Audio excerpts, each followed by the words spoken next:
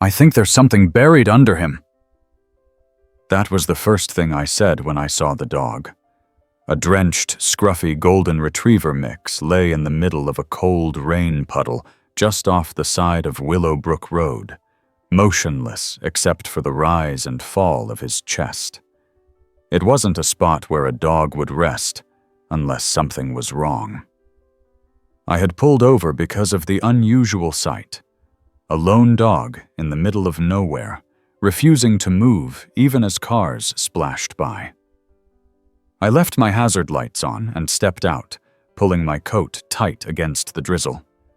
The air smelled like wet grass and asphalt. I cautiously approached him, my boots sloshing through the mud. He didn't growl, didn't bark, didn't even lift his head.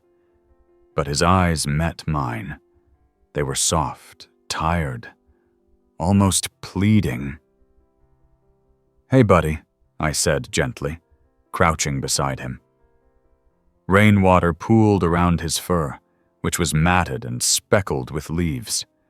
I reached out, hand steady but open, letting him decide if I was safe. He didn't flinch. He didn't move at all. That was what worried me. I ran my hand along his back, feeling the soaked fur. He was skin and bones. His collar was missing, but there was something sticking out just under his front legs. A thick, damp cloth. I gently tugged at it and realized it was part of an old blanket. That was strange enough. But then I saw the edge of something else. Cardboard. No, paper. A folded, nearly disintegrated letter.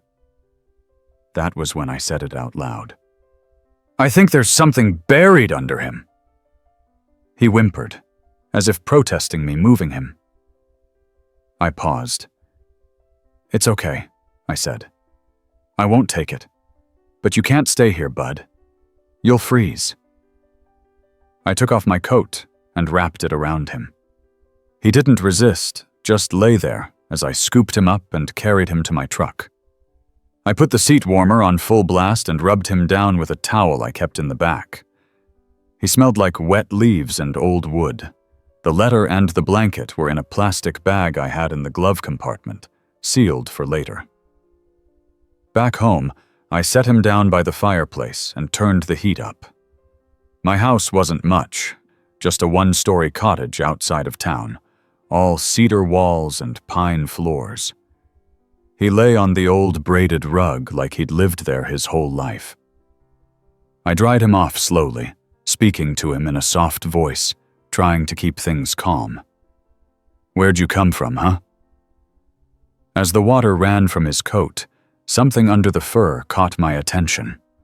Scars. Faint, but long-healed lines across his side and one near his leg. Not recent, but unmistakable. Someone had hurt this dog. He opened his eyes again and gave me that same tired look.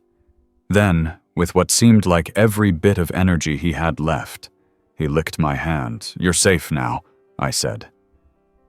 He slept for hours. I sat across from him, reading the letter by the fireplace. The handwriting was messy, faded from water damage, but parts were still readable. "To whoever finds him, his name is River.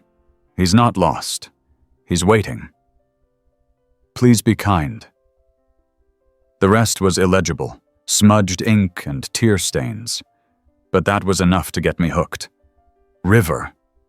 A fitting name, considering where I found him. I stayed up half the night Googling missing dog reports. Abandoned pets. Anything. There was nothing recent in the area that matched his description. I checked the local shelter website. Nothing. I even posted a photo on the town's social media group, but no one recognized him. In the morning, he stirred. I had scrambled eggs on the stove and a bowl of warm water waiting. He sniffed at it cautiously, then began eating slowly, like he hadn't had a decent meal in days. "Good boy," I said. He wagged his tail once. That day I took him to Dr. Klein, our town's longtime vet. Her office was quiet, tucked behind the post office, with faded wallpaper and a bell that jingled when you stepped in. She took one look at River and raised an eyebrow. "Where'd you find this guy?" I told her. She listened quietly, then examined him. "He's malnourished, but nothing critical. Those scars are old. He's chipped, though. Let me scan." She passed the scanner over his neck, and it beeped. "Well now, looks like we have a story." She typed into her computer, eyes narrowing. "Says here he's from Illinois, but this chip hasn't been updated in over 5 years, registered to a Samuel Henson." "That mean anything to you?" I asked. She shook her head. "Not local. Maybe a traveler. Maybe someone passed through and left him. Or maybe he ran. Could be anything."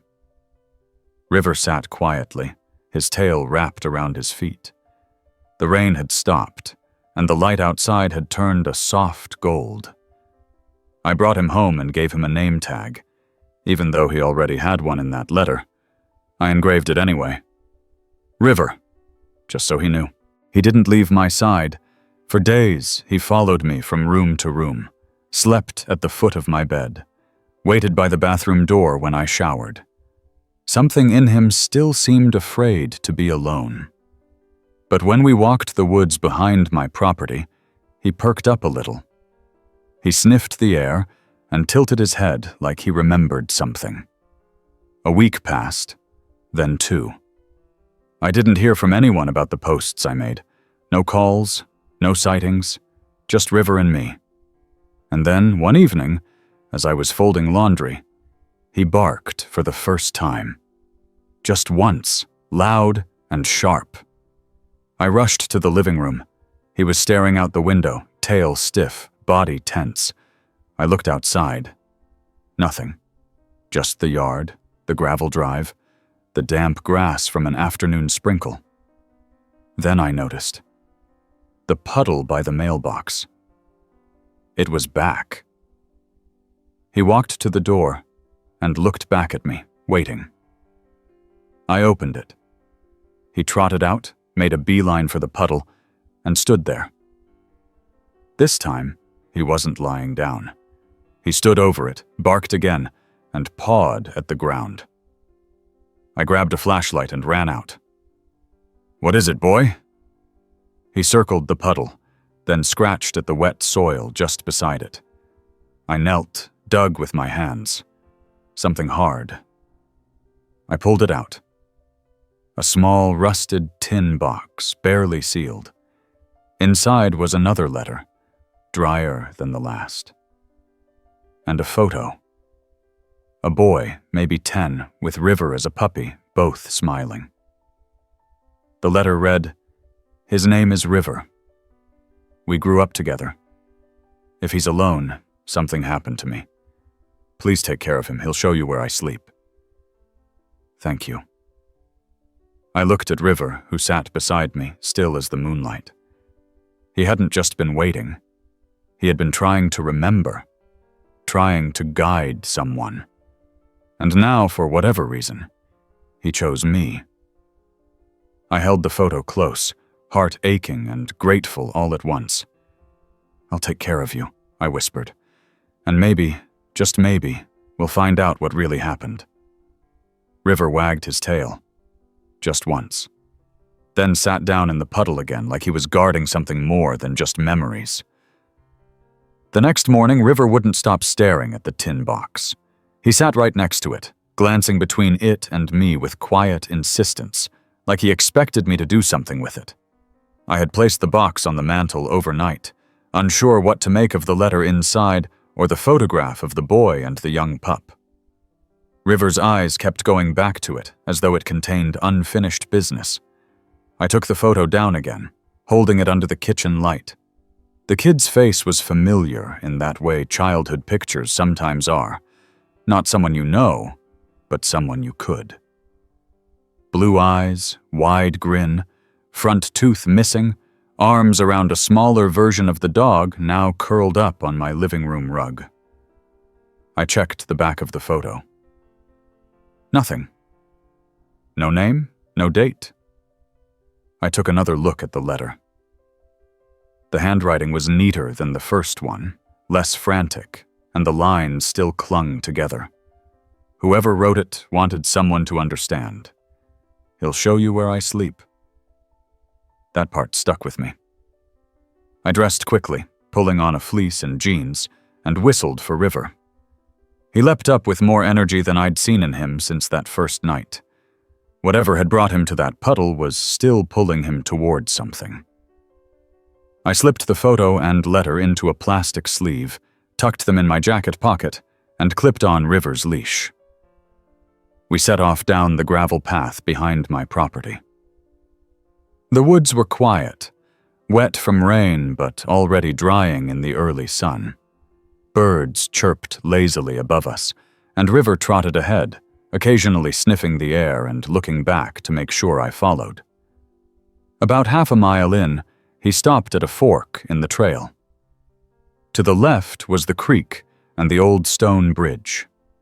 To the right, a narrow path led uphill toward the ridge. He chose right. It wasn't a path I usually took.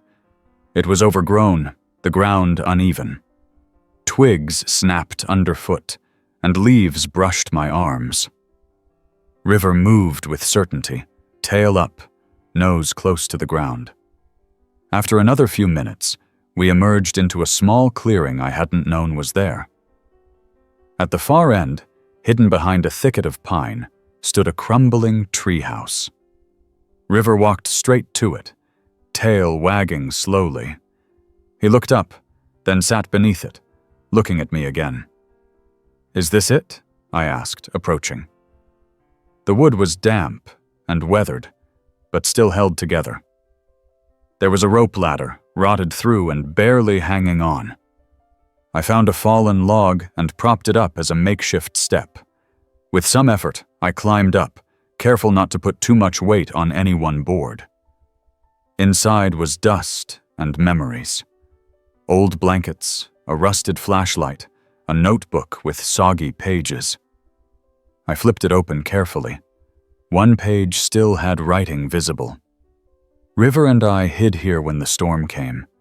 Dad was yelling again. Mom cried. I said I'd take care of him. I said I wouldn't let them take him. Another page. If something happens to me, I want River to stay with someone kind. Someone who won't make him scared. My throat tightened. I sat for a moment, listening to the birds outside, the faint wind rustling through the trees. River barked once, softly, as if reminding me he was still there. I climbed down and crouched beside him. "Did you live here with that boy? Is this where you waited?" He nosed my hand and licked my fingers. That afternoon, I brought the notebook and photo to the Willowbrook Library. Mrs. Jean, the librarian, had lived in town her whole life and knew just about every family that had passed through. "This boy look familiar?" I asked, handing her the photo. She adjusted her glasses and squinted. You know, that does look like a Henson boy. Not from around here exactly. Maybe 2 towns over. There was a Samuel Henson had a summer place here years ago, near Ridgewood Lake. I think his wife passed, poor woman. He stopped coming around after that. Might be worth checking property records." I thanked her and went straight to the town clerk's office. The clerk, Brian, was my cousin's friend from high school. I explained I was trying to trace a dog's owner and had found something in the woods that might be linked. "Henson, you said?" "Yeah, hold on. There was a Henson family that owned a parcel out by Ridgewood, yeah. Cabin burned down about 5 years ago. Real tragedy. Nobody ever came back for what was left. I think the county took the land back after taxes went unpaid. Do you know what happened to the family?" He shrugged. "Rumors mostly. Some say the boy went missing. Others say he ran away. Nobody really knows. The dad just disappeared after that. That night, I sat by the fire with River at my feet, thinking through everything. A burned cabin, a missing boy, a dog that refuses to leave a puddle where a letter was hidden. Was that puddle near the old Henson place? I pulled out a local topographic map from my bookshelf. The path we took matched roughly with the location of the old Henson property. I marked it down. Tomorrow, we'd go see what was left. The next day was colder. A light fog rolled in from the east, clinging to the hills like a sheet. I packed a backpack with snacks, water, and a tarp just in case. River wagged his tail at the door, ready. We set off again, this time driving around the ridge and parking at an old fire road. The walk was slower. River paused often to sniff at trees and old logs. He didn't seem excited exactly, more like thoughtful, if a dog could be that. After about 20 minutes, the woods opened up into a blackened stretch of land.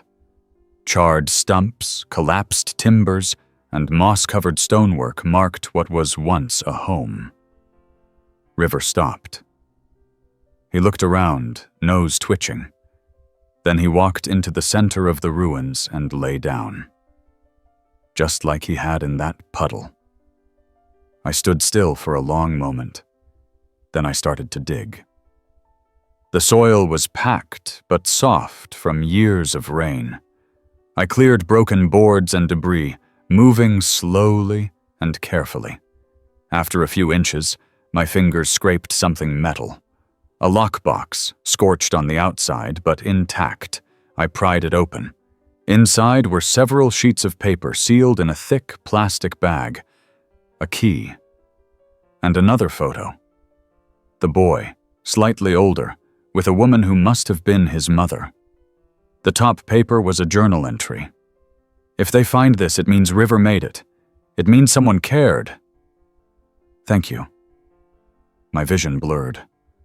I closed the box and held it against my chest.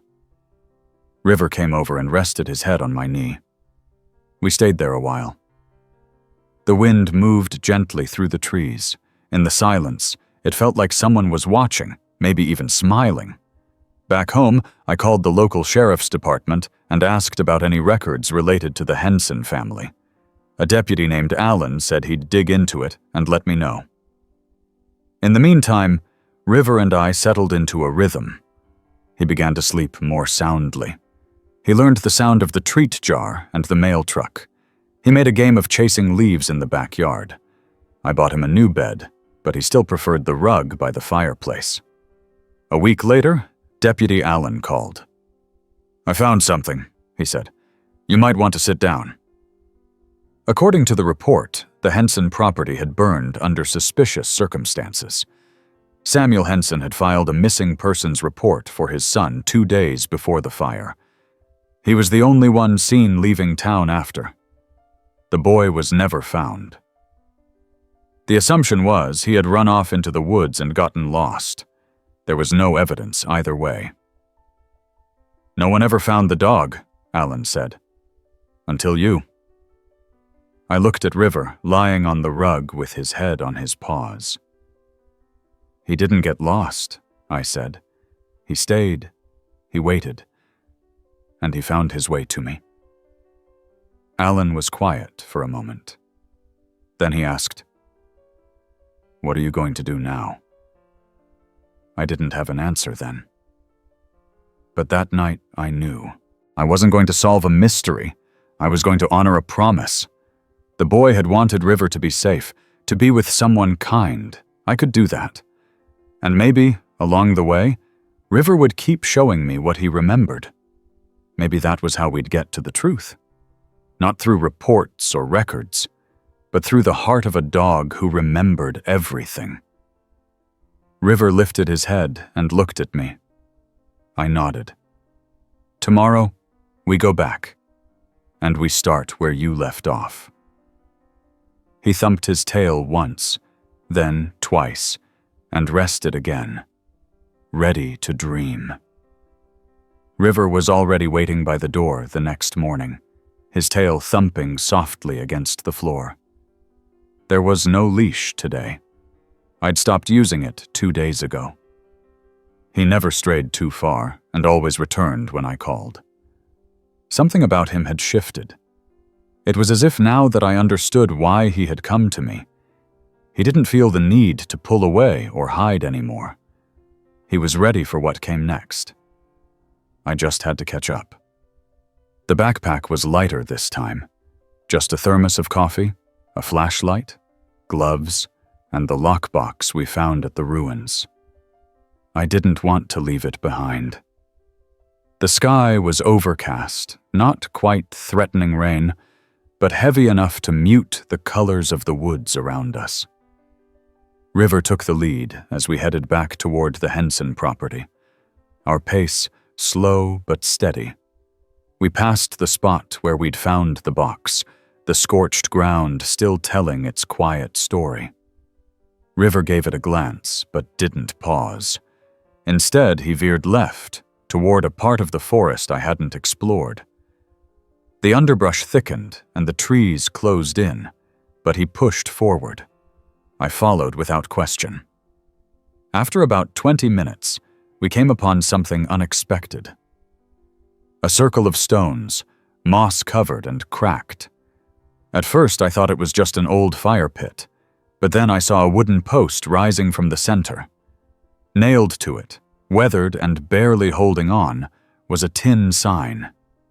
It was too faded to read, but there were carvings around it. Names, dates, initials. Someone had used this place as a marker, a memory. River sat in front of it, pawing at the dirt. I knelt and began to dig gently with my hands. Only a few inches down, I hit wood, another box, smaller, simpler. I lifted it out and brushed the soil away. It opened easily. Inside was a single object. A watch. It was old, its leather strap cracked, the face scratched but still legible. On the back, a message was engraved. Love you always. Mom. I exhaled slowly. It didn't answer any questions, but it added weight to what I already suspected. This place, this circle, meant something to the boy. Maybe it had been his secret spot or a place he shared with his mom before things fell apart. River lay down beside the post and looked up at me, his eyes calm. I put the watch into the plastic sleeve with the other items and zipped it carefully. Then I sat beside him, pouring a little coffee into the cup lid and taking a slow sip. The quiet between us wasn't awkward. It was full of memory. I think we need help, I said aloud. Back in town, I called in a favor from an old friend, Ben, who worked part-time for the County Historical Society and had a knack for digging through old records. We met later that day at the local diner. Ben was wearing the same flannel he always wore when he knew he'd be getting his hands dirty. He ordered a BLT and coffee and listened patiently as I explained everything. So, you think the kid might have been using those woods to hide out? He asked. I think so, and I think he was trying to leave a trail for someone, maybe for River, maybe for anyone who might come along. Ben nodded slowly. I'll check into some of the Henson estate records. Sometimes there are personal notes or maps that don't make it into public archives. Give me a few days. When we left the diner, River was waiting in the truck, his nose pressed to the window. Ben chuckled. He's got that look like he already knows the ending. I smiled, but said nothing. River and I weren't looking for an ending. We were looking for the next page. Over the next few days, I returned to the treehouse with River. We cleaned it out together, clearing away moldy blankets and brushing off old boards. I brought up a plastic storage bin and started preserving what we found. Drawings, a slingshot, a half-finished deck of cards. River seemed content to just be near it, like he was rebuilding something by being there. One afternoon, as I was sweeping the floorboards, I spotted a nail poking up from a plank near the back wall. I pried it loose and lifted the board. Underneath was a hidden compartment. Inside was a notebook wrapped in a zippered sandwich bag. River perked up immediately, his ears twitching. I sat down and opened it. The pages were yellowed, but dry. The handwriting was unmistakable. The same careful scrawl from the other letters. September 2nd. River's gotten really good at finding his way home. I showed him how to use smells to remember the trails. Dad says I'm wasting time, but I think River understands more than most people. September 10th. Mom made me promise to keep writing even if things got bad. I told her I would. I'm not scared anymore. Not with River here. October 4th. The night everything went wrong. I'm hiding with River. I heard yelling, then silence. I think I heard glass break. I think I heard Mom cry. I think Dad left. I think I'm alone. I closed the notebook and pressed my fingers to my forehead. River walked over and leaned against my leg. He didn't whimper or whine. He just stayed there. That night, Ben called. "You were right to follow this. I found something. In the estate paperwork, there was a hand-drawn map marked with notes. Most are just property lines and trees, but one spot is labeled M.V. Hill. That ring a bell?" I paused. Then it clicked. "Memory Valley," I said. It was a local nickname for a stretch of land near the back end of the Ridgewood Lake Trail. I hadn't thought of it in years. Kids used to hike there in the summer, carving initials into trees and telling stories around campfires. Ben continued. "It's possible the boy used that place as a last stop. If he knew no one was coming back to the house, maybe that was where he wanted River to wait." The next morning, River was pacing the door before I could finish my coffee. I grabbed the notebook and the map, and we set off, this time cutting across the woods from the opposite direction. The air was colder now. Leaves rustled dryly underfoot. We followed the old deer trail, then a narrow stream, and finally emerged into the valley. It wasn't much, just a dip between two ridges, open and green even in the colder months. At its center stood a single tree with initials carved deep into its bark. River walked straight to it and sat. I followed, kneeling beside him. I ran my fingers over the rough letters. There, faint but legible, R+T. River barked once, then turned and began pawing at the dirt. I dug again. This time there was no box, no letter, just an old cloth bundle, wrapped tight. Inside was a bandana, faded red, with the name Toby stitched into the edge. That was his name, the boy. And this was his last gift to River. River nosed the bandana and let out a soft whine. Then he sat down again, staring into the trees, as if waiting for something. We stayed there until the sky began to gray. On the way back, I didn't say much. River didn't need me to. We both knew what we'd found wasn't an answer. It was a connection. Proof that the boy had loved, had hoped, had trusted this dog to carry his memory through the woods until it reached someone new. And River had done just that. He hadn't just waited. He had guided. He had remembered.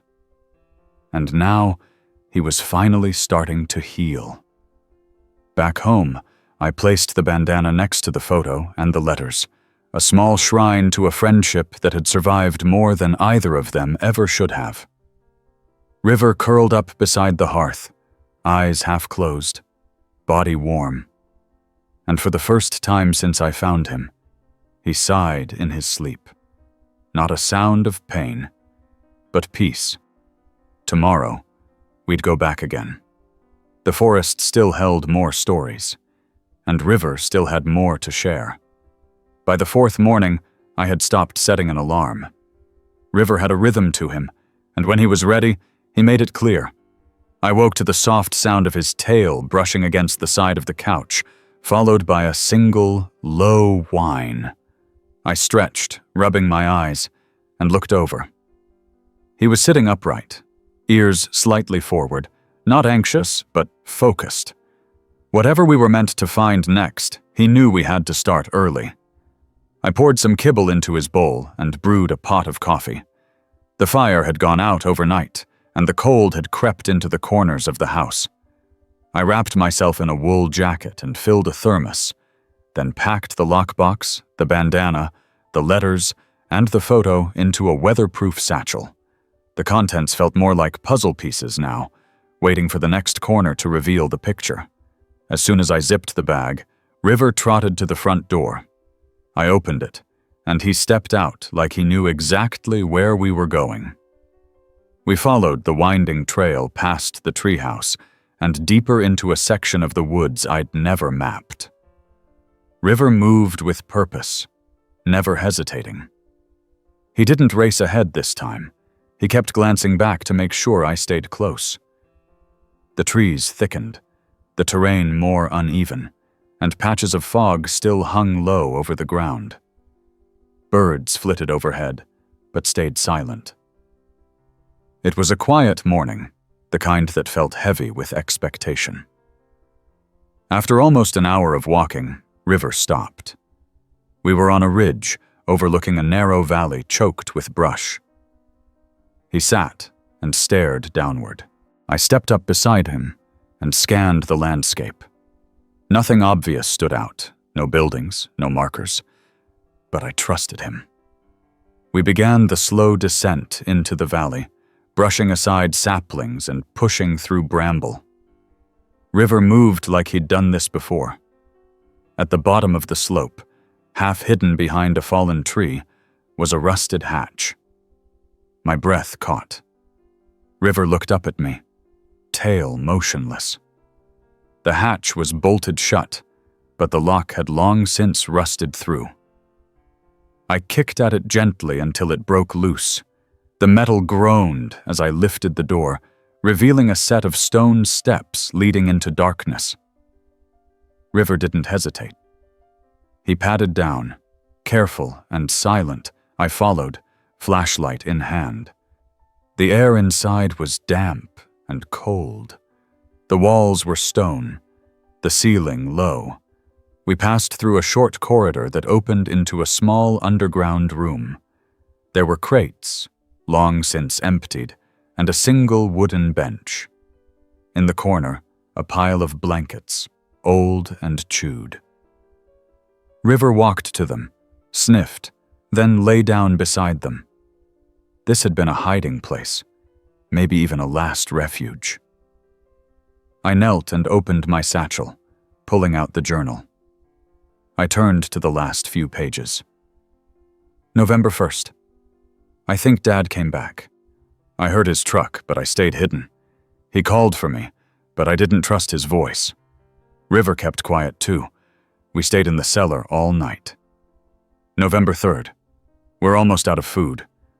I tried going back to the treehouse, but something felt wrong. I saw smoke again near the cabin. I don't think it's safe. I left a note in the puddle. I hope someone finds it. November 5th. If we can't go home, we'll make a new one. I'm going to take River to the hill where the trees open up. If you're reading this, thank you. Please tell him he was the best part of my whole world. I blinked away the sting in my eyes and looked at River. He hadn't moved. He was resting his head on the old blanket like he'd just come home. We stayed there for an hour. I took notes, photos, recorded the location. It wasn't time to share anything yet, not until I understood more, but I knew now that the boy hadn't simply vanished. He had survived. For a while, at least. And he had left a trail, not out of fear, but hope. River and I emerged from the hatch into the gray afternoon light. We made our way back up the slope, slower this time. Neither of us seemed to be in a hurry. We reached the ridge and paused again. From there, I could see the faint outline of Memory Valley in the distance. As we walked back, I called Ben. I told him about the cellar, the journal, everything. He listened in silence. "Think it's safe to assume the boy was out there longer than anyone thought?" he asked. "I think he made a life out there," I replied. "And River was part of every step." Ben said he'd talk to the sheriff again. Maybe someone from the state archives would want to hear about this. But we agreed. No news stories, no announcements. Not yet. That night, I cleaned the contents of the lockbox and laid everything out on the kitchen table. The photos, the letters, the bandana, the journal. I took out a map and began to chart every location River had led me to. The puddle, the treehouse, the ruins, the stone circle, Memory Valley, the cellar. It wasn't random, it was a path. A boy's last memories arranged in a circle, not unlike the one in the woods. A loop of love, trust, and loyalty. River had carried all of it for years. He curled up on the floor beside the table, one eye watching me. I reached down and scratched behind his ear. "We're going back out tomorrow," I told him. "But this time, we'll bring the metal detector." His tail gave a lazy thump. The next morning, we headed to the clearing behind the treehouse. I borrowed the detector from a neighbor who used it for old Civil War relics. It wasn't state-of-the-art, but it would do. River led me to the tree where I'd first seen the initials. I began sweeping the area slowly, watching the dial. We got a hit just beyond the base of the tree. I dug down with a hand trowel and uncovered a rusted tin star, a toy sheriff's badge. On the back was a note scratched in with a nail. "He always protected me." I looked at River. "You were more than a pet." We spent hours scanning the area, finding little things: a broken whistle, a marble, a pocket knife with initials carved into the handle. Each piece carefully wrapped and placed into a pouch. I wasn't collecting objects, I was collecting someone's life. And through it all, River stayed beside me. He wasn't searching anymore. He was remembering. That night we didn't return home immediately. Instead, we sat at the overlook near the ridge and watched the valley below fade into twilight. River leaned against my side, warm and steady. I opened the journal again and read a line I hadn't noticed before, scribbled in the margin. "If I can't be found, let River lead someone kind. Someone who'll let him remember. Someone who won't forget." I closed the book slowly. "I won't," I whispered. River's tail flicked once, and we watched the last light fade together. The wind was colder that morning, enough to sting my face as I stepped outside with River at my side. He didn't seem to notice. His head was high, steps steady, tail slightly wagging in that low, thoughtful rhythm he had when something was on his mind. Or maybe, more accurately, something was still pulling at his heart. I zipped my jacket up to my neck, adjusted the strap of the satchel slung across my chest, and followed him without hesitation. That had become our unspoken agreement. He'd show the way, and I'd trust him. We headed east this time, skirting the trail that ran parallel to the old ridge, but veering off before the treehouse came into view. River moved with certainty, occasionally sniffing at tree trunks and low branches, but never losing focus. The brush was denser in this direction, and I used my walking stick more than once to clear a path. Somewhere in the distance, a woodpecker tapped a steady rhythm. The rest of the forest was hushed. After a half hour of weaving through the trees, we came upon a dry creek bed. River paused at the edge, sniffed the cracked stones, then turned upstream. I followed the bend of the rocks, watching my footing carefully, until we reached a spot where the bank rose suddenly. At its base, hidden behind a fallen cedar, was a series of stacked stones arranged in a triangular shape. River sat. Not lying down, not pacing, just sitting, like a sentry. I knelt beside the stones. They weren't random. They had been placed carefully, each one flat and clean, some etched with faint markings. I brushed the surface of the top stone. There was a tiny carved figure, no more than a few inches tall, half eroded by time. It looked like a dog. Beneath the stones, the soil was dark and loose. I hesitated for a moment, then began digging gently with my fingers. It didn't take long to find what had been hidden. A tin lunchbox, edges rusted but still sealed tight. I opened it with care, the hinges protesting slightly. Inside was a bundle of items wrapped in a faded green cloth. I unfolded it and found a drawing. A child's sketch of River, complete with lopsided ears and a big smiling tongue. Next to it was a list, written in a messy but earnest hand. River's favorite things. 1. Rain puddles. 2. Chicken. 3. Chasing bugs. 4. Sleeping on my feet. Watching the stars. At the bottom of the page, another line had been added later, the writing different, slightly more mature. 6. Remembering things with someone new. I sat back on my heels and looked at River.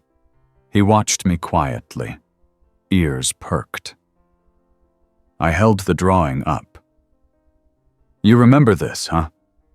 He walked over, sniffed it, then gave a gentle nudge with his nose.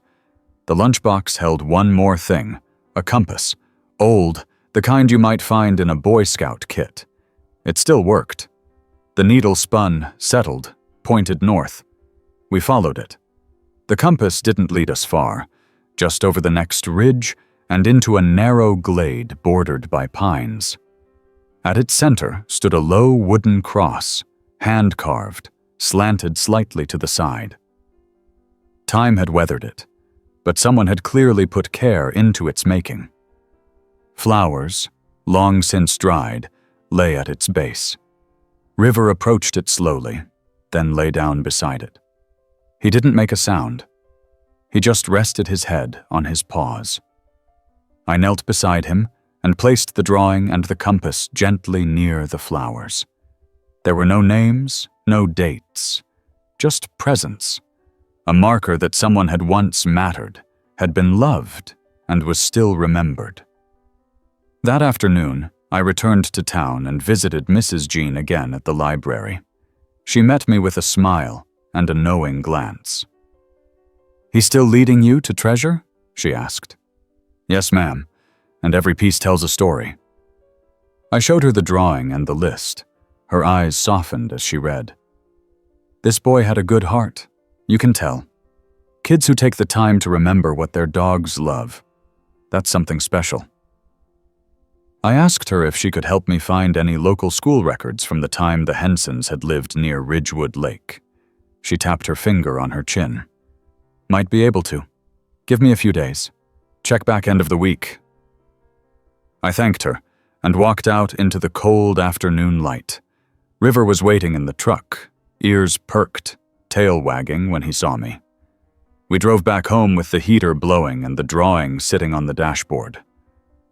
The house was quiet when we arrived, the kind of quiet that feels peaceful, not empty. River curled up by the fire, and I hung the drawing on the wall above his bed. Over the next few days, we stayed close to home. I didn't want to rush him. He had shown me so much already, and I figured he needed time to rest, to process. Still, every morning he walked to the door, looked at me, and gave a small bark. So we walked, not far, not fast, just enough to see the trees change and the frost creep across the leaves. On the fourth day, Mrs. Jean called. She had found something. I drove back into town and met her at the library. She laid a thin folder on the counter. "Found a registration form for a Tobias Henson. He would have been around 10 at the time. Attended Willow Creek Elementary for 1 semester. There's also a note from a teacher, Miss Delaney. Says Tobias was quiet, liked drawing, had a dog he talked about constantly. No disciplinary issues, but there was a comment about possible trouble at home. She flipped the page. And here's a copy of a permission slip for a field trip to a nature preserve, signed by a Samuel Henson, dated 1 week before the fire. I read through it slowly. The more I learned, the more vivid the boy became in my mind. Not a ghost. A child.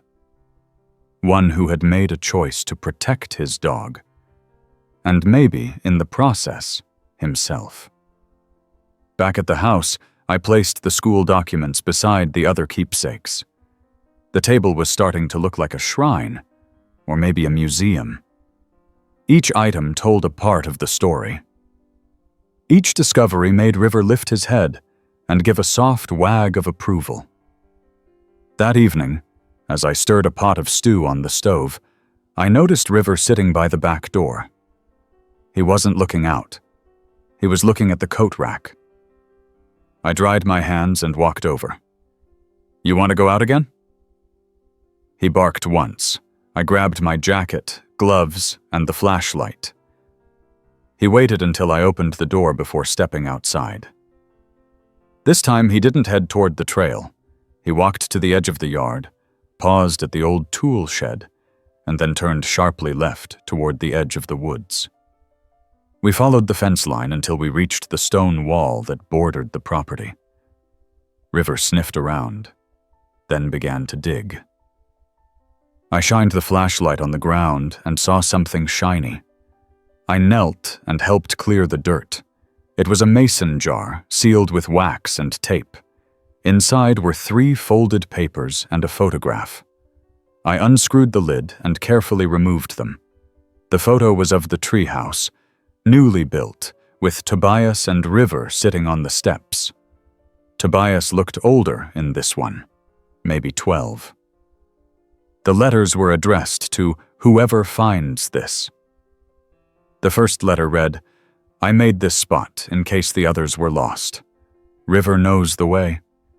If you've found it, thank you. That means you listened to him." The second letter, "Please don't forget me. I didn't want to leave. I just wanted to stay safe. River kept me brave." The third, "Some memories are buried so they don't get taken. But they're not meant to be lost." River sat beside me, tail curled around his feet. The stars were out now, blinking faintly above the tree line. I folded the letters back into the jar and resealed it. Then I placed it on the mantel when we returned, next to the photo of Tobias and River. River curled up on his bed, his eyes on the fire, his body relaxed. I sat beside him and whispered, "I'm listening. We're not done yet." He thumped his tail gently in reply. I woke to the sound of River's nails tapping across the hardwood floor. It wasn't frantic, just purposeful. By the time I rubbed the sleep from my eyes, he was already at the door, standing perfectly still, staring out into the fading dark. The kind of quiet before the sun has fully broken through the horizon. I swung my legs over the edge of the bed, yawned, and reached for my sweater. River didn't move a muscle until he heard my boots hit the floor. Then his tail gave a soft wag, like we both knew it was time. The woods were colder than the day before. The frost had bitten down harder overnight, leaving the pine needles glazed and the air thick with fog. I filled my thermos with coffee and packed the bag with gloves, a notepad, and the ever-growing stack of letters and keepsakes. The photo of Tobias and River now lived in a protective case, along with the journal and mason jar. I carried them like they mattered, because they did. River led me north this time, up through a narrowing trail that hugged the ridge of Slateback Hill. He hadn't gone this way before, and I'd only ever hiked the lower paths, too uneven to mow down, too overgrown for most people. But River didn't pause. He knew. Somehow he always knew. We climbed steadily for over an hour. The ground was slick with dead leaves and frost, and more than once I had to steady myself on exposed roots. River never lost his footing. Near the top, the trees gave way to a small plateau, open and quiet, the kind of place you'd never stumble onto by accident. In the center stood an old wooden bench, rotted at the edges but still upright. Behind it, a wooden post, tall and bare, except for a faded sign nailed to it. "Sky Spot," it read. River walked to the bench and sat. I followed and sat beside him, letting my breathing catch up. The view stretched all the way to Ridgewood Lake. Mist still hovered over the water. The sun was only just beginning to break through, and its rays painted long golden lines across the treetops. I pulled the journal from my pack and flipped to the page with the map Tobias had drawn. Sure enough, this place was marked in the top corner with a crude star and the words "Sky Spot." I turned another page. "Sky Spot is where I go when I need to feel brave. I think River likes it because he can smell the whole forest from up here. I like it because I can see past the fear." I ran my hand over the page. River laid his head on my knee. We sat in silence for a while. Then I noticed something at the base of the post. A small metal plate, nearly invisible beneath a layer of moss. I scraped it clean with the edge of my boot. There was a keyhole in the center. I opened the pack and pulled out the key we had found weeks ago, the one from the box at the cabin ruins. I'd kept it on a chain around my neck ever since. I knelt and gently inserted it into the lock. It turned with a soft click. The post creaked slightly, then opened like a hidden cabinet. Inside was a tin box, much like the others, but newer, shinier, less weathered. I pulled it out and opened the lid. Inside was a folded map, a plastic container with a dog tag in it, and a letter addressed simply, "To whoever River chooses." I unfolded the letter. If you're reading this, then River did what I couldn't. He found someone. I never knew how to explain all of it, not really. My mom always told me to write it down, so I did. Every place we went, every time I was scared, every day we survived, I kept it here. River didn't let me give up. I hope he found someone who will keep his story safe. And mine too. The dog tag was engraved with a single word. Always. On the back was a date, 5 years ago to the day. I stared at the number, breath catching. That was the day River had first been spotted in the area. The day he started showing up near Willowbrook Road, lying in puddles, barking at empty spaces. I looked down at him. "You brought it all the way here." He blinked at me and rested his head back down. The map was detailed, unlike the rough sketches in the journal. It showed every location we'd visited, the treehouse, the ruins, the stone circle, the cellar, the clearing. But there was one more marked, circled 3 times in red ink with the words, "Final Place," scrawled next to it. It was on the far edge of the forest, beyond even where we'd gone before. A place I hadn't known existed. River stood and looked at me. "You want to go now?" I asked. He took a few steps forward, then turned and waited. I packed the letter and dog tag carefully, double-sealing the tin box before sliding it into the satchel. We left the Sky Spot slowly, following the trail as it curved down the backside of the hill. The forest grew denser again, the trees older, thicker, towering. There were no man-made trails now. We were moving through raw woodland. River didn't hesitate. He knew the path even without one laid in front of him. After another hour of trekking, we emerged into a narrow glade bordered by massive oaks. At the center was a flat stone altar, low and mossy, with carvings barely visible under lichen. There were no names, no markers, just the feel of something held sacred. River lay down in front of the altar and let out a long, slow breath. I knelt beside him. On the far side of the stone, I found another small compartment, this one sealed with wax and a strip of cloth tied tight. Inside was a final journal. The cover was torn, but the binding held. I flipped through it. The handwriting was older, more deliberate. The entries were shorter. Today we saw a deer. River didn't chase it. He just watched. He's changed. River stopped walking today. He wouldn't leave the puddle. I think he's waiting for me to come back. I can't stay, but I want him to keep going. The last page was blank. I set the journal down and sat beside River. He leaned against me, eyes half closed. You carried all of this, all these years. I pulled the dog tag from the box and hung it on his collar. You're not just remembering, you're keeping him alive. He didn't move, just rested there. We stayed until the light began to fade. I didn't feel cold. I didn't feel tired.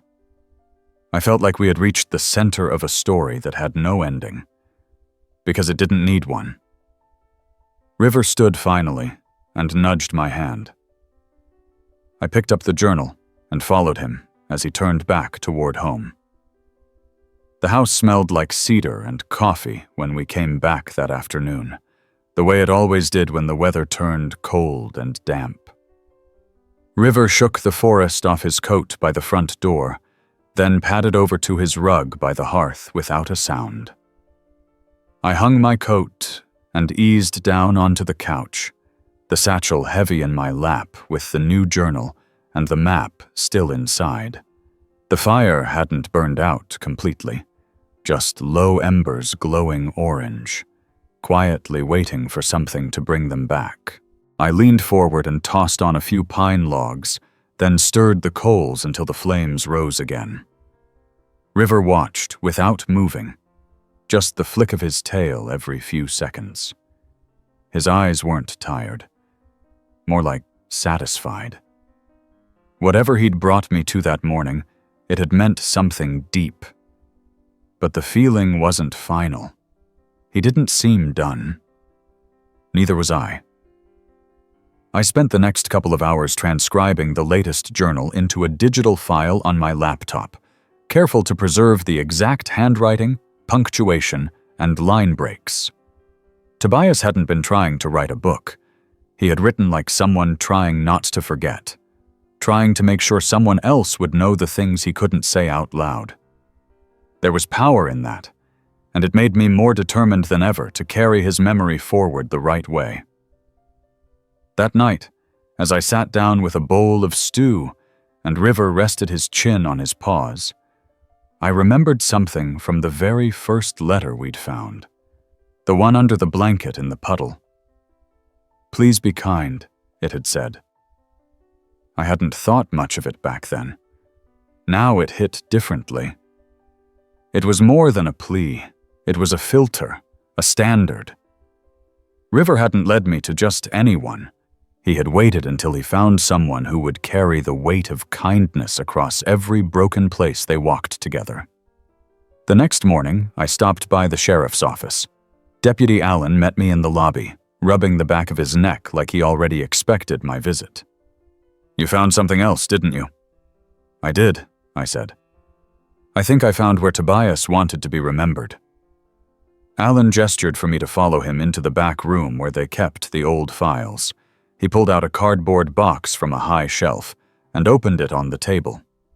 Inside were newspaper clippings, photographs, copies of missing person reports. One stood out immediately. A blurry photo of a cabin, the porch barely visible through overgrown trees. On the back, a date. October 22nd, 5 years ago. This was taken by a neighbor who thought they saw smoke near the Henson property. No one was home by the time responders got there. Fire had already done its damage. And the boy? I asked. No trace. Search dogs couldn't pick up a scent beyond the edge of the ridge. Because he didn't run away, I said. He hid. He stayed close, but not too close. Long enough to make sure River would remember where to return. Alan stared at me for a long moment, then gave a slow nod. You really believe that dog carried all of it? He didn't carry it, I said. He lived it. I offered to share copies of the journals and photographs I'd collected, but Alan declined for now. Let's keep it between us until you're ready. Sometimes it's not about what we prove, it's about who remembers. That afternoon, I returned to Sky Spot. Not because River led me this time, but because I felt drawn to it. I brought the second journal and a new notebook, blank except for the first page where I'd written, "To whoever reads this after me."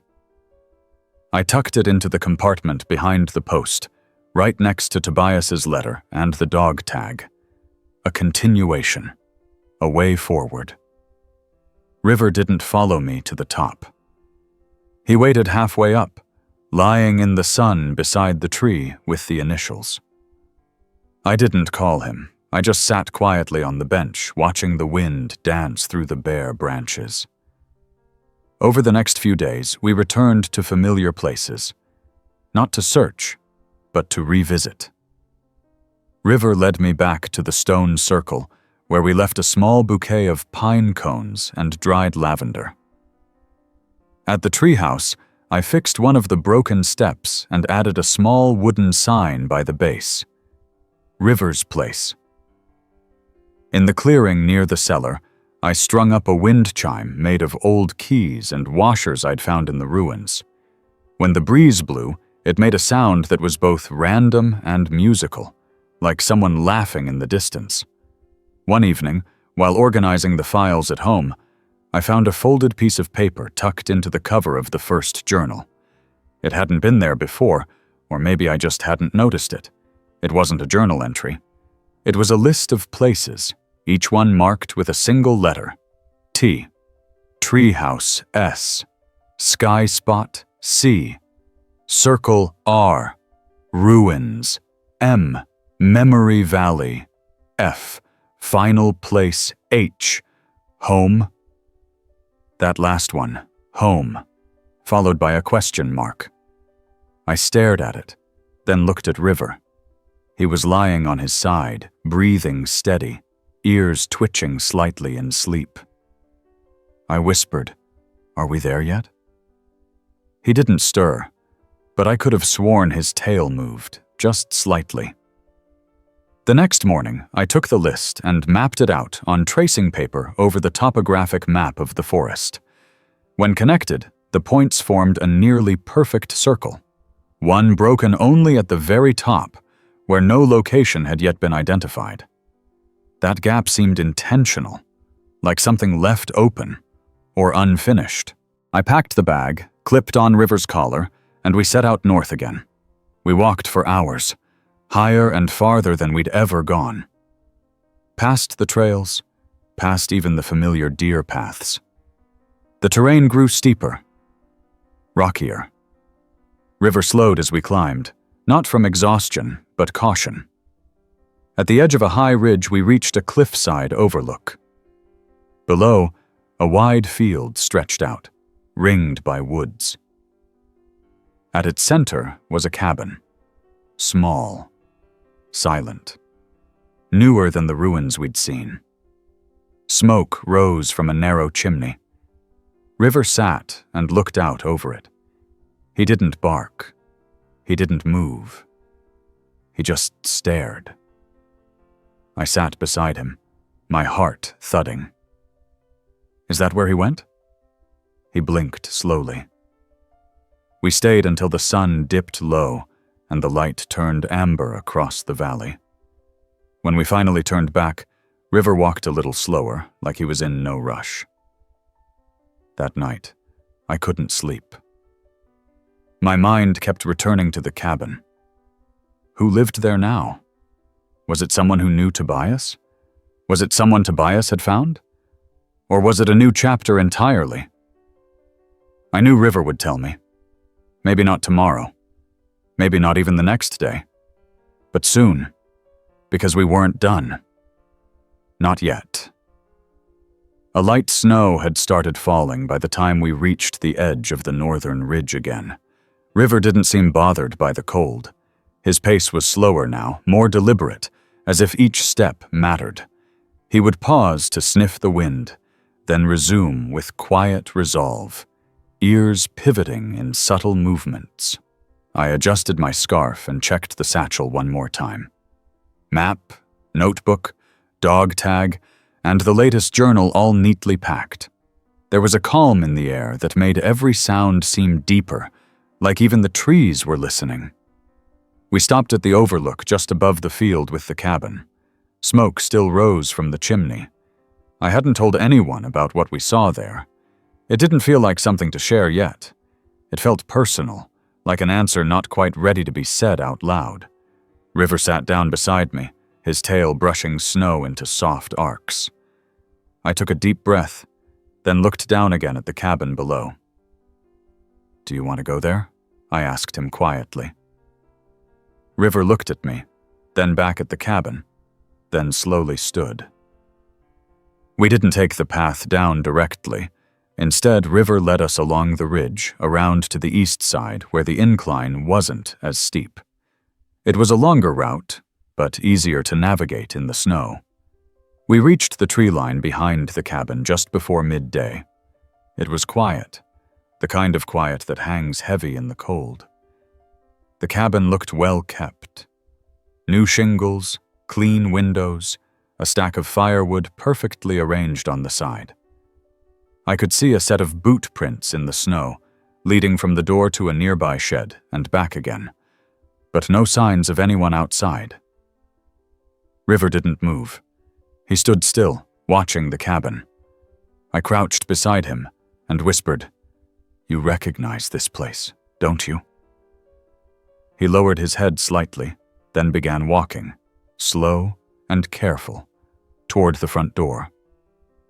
We reached the porch steps. There was a small mat woven from what looked like recycled cloth and a boot scraper beside the door. River sat at the bottom of the steps, waiting. I climbed up and raised my hand to knock, but before I could, the door opened. A man stood there, tall and lean, maybe in his early 40s. His face was lined but kind, the sort of look someone carries when they've seen too much and learned how to carry it anyway. He wore a flannel shirt, sleeves rolled up, and a knit cap pulled over his ears. His eyes dropped to River almost immediately. The air shifted. He opened the door wider without saying a word and stepped back. River moved first. He walked inside like he'd been there before. Not like he owned the place, but like he belonged in it. I followed, uncertain. The inside of the cabin was simple but warm. A wood stove crackled in one corner. Shelves lined with books and maps took up one wall. There was a workbench near the back with tools, some woodworking projects half complete. A kettle steamed quietly on the stove. The man motioned for me to sit. I lowered myself into a wooden chair while River curled up on the rug without hesitation. "I figured it might be you," the man finally said. "You know him?" I asked. "I knew Tobias," he replied. "Long time ago. Wasn't sure if River would ever come back." I felt something loosen in my chest. "You knew he'd return?" "He never forgot anything," the man said. "Not scents, not trails, not people, and definitely not promises. He poured 2 mugs of tea and handed one to me. I was his mom's cousin. When she passed, I tried to look out for them, but Sam wasn't the kind of man who let people help. He pulled away from everyone after her death, took Tobias out here, off the grid, said the world was broken and he wasn't going to let it break his boy. The man shook his head. But fear like that turns inward. It eats at you, makes you see threats where there aren't any. When the house burned, I was one of the few who went looking. I knew the woods. I searched every trail I could, never found a sign. But part of me hoped that dog, your dog, might be out there keeping watch. He never left, I said. He stayed in the woods. He found the treehouse, the cellar, Memory Valley. He kept leading me back through every place Tobias had written about. The man nodded, his eyes bright. That sounds like Tobias, always mapping things. He made me swear that if anything happened to him, I'd follow the path. But I couldn't find it. River wouldn't come near me. Maybe he didn't think I was ready.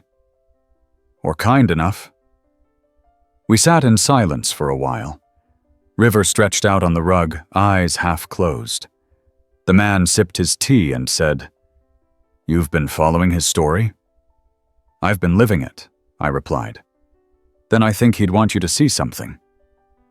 He stood and walked over to a cabinet. Inside were several boxes, each labeled with neat handwriting.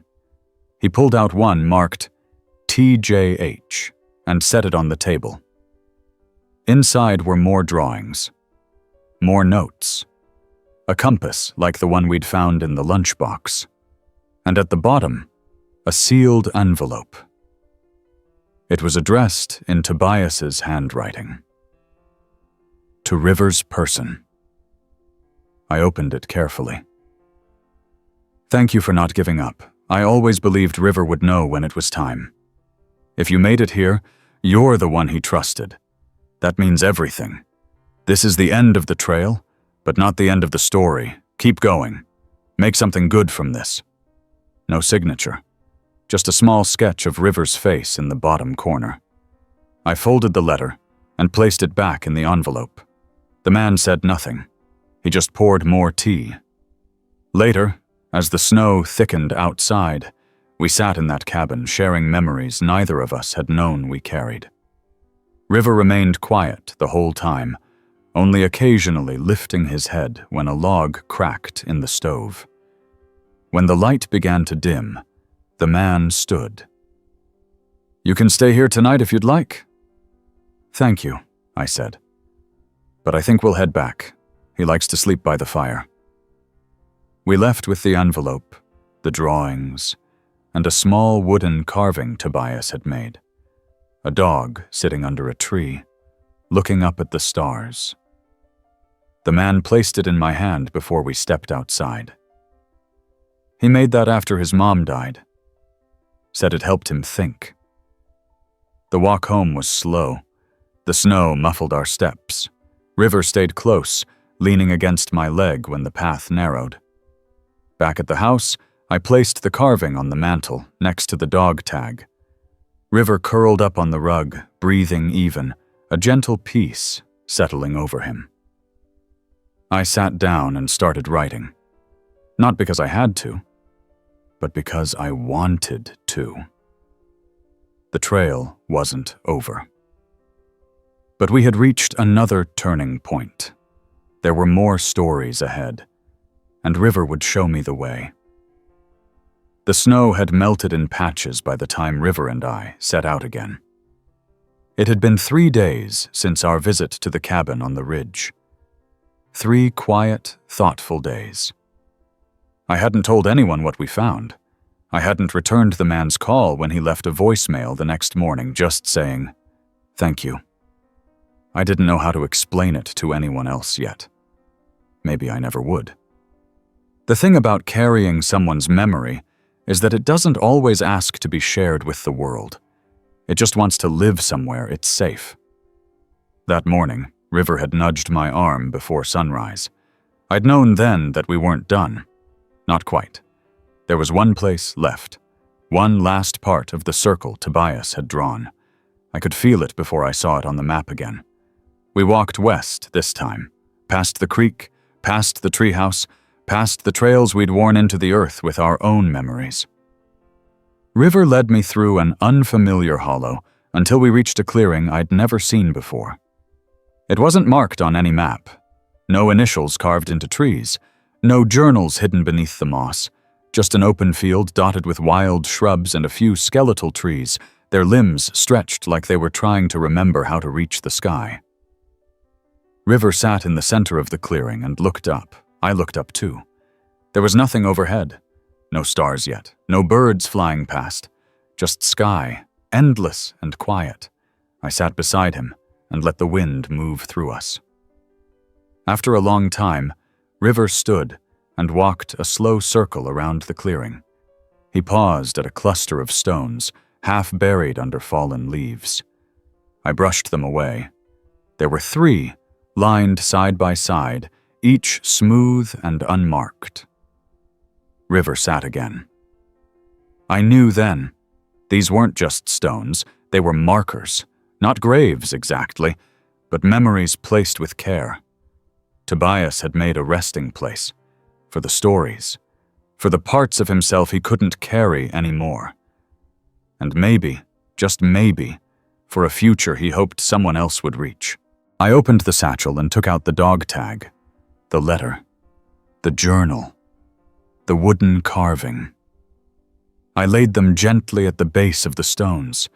Then I spoke, not loudly, but with certainty. I found everything you left, every page, every place, and I'll keep them safe.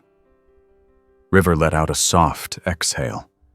Then, without prompting, he lay down beside the stones, his head resting on his paws. I sat with him until the light shifted, until the field felt like it had said everything it needed to, until the air around us felt less like an ending and more like a beginning. We walked home slowly, as if we didn't want to startle the quiet.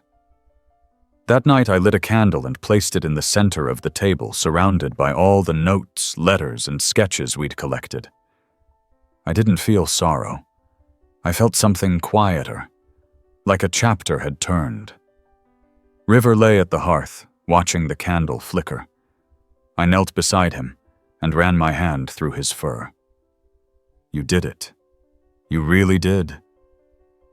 His eyes met mine. He thumped his tail once. The next morning, I got up early and started building. Not a monument, not a memorial, a library. A small one, to start. Just a wooden shelf near the window, facing east. I filled it with the journals, the photographs, the carved figurine, the drawings.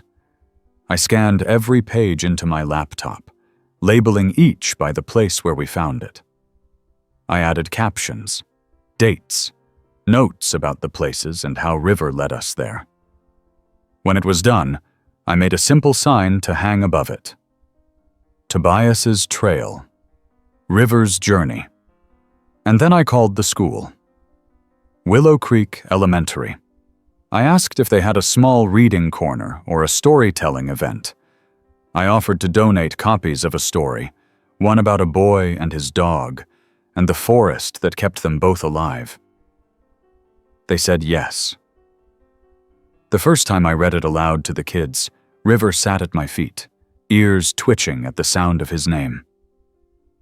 I left out some of the heavier parts, but I told them about the puddles, about the treehouse, about the dog who never forgot. And when I told them about the cabin on the ridge, a small boy with sandy hair raised his hand. Did the dog ever find what he was looking for? I smiled. Yes, I said. He found someone who understood. Later, as the kids lined up to leave, one of the teachers knelt beside River and scratched his ears. He's got the eyes of someone who's seen a lot. I nodded. He remembers everything, but now he can rest. That night, back at the house, I opened the front door and stepped outside. River followed, tail wagging lazily. We stood together under a sky so clear you could see every star that had ever watched over us. I looked down at him. "We're home now." He licked my hand. Then he walked back inside and curled up on the rug. I stood there a moment longer, breathing in the quiet. Not because anything had ended, but because something gentle and lasting, had finally begun.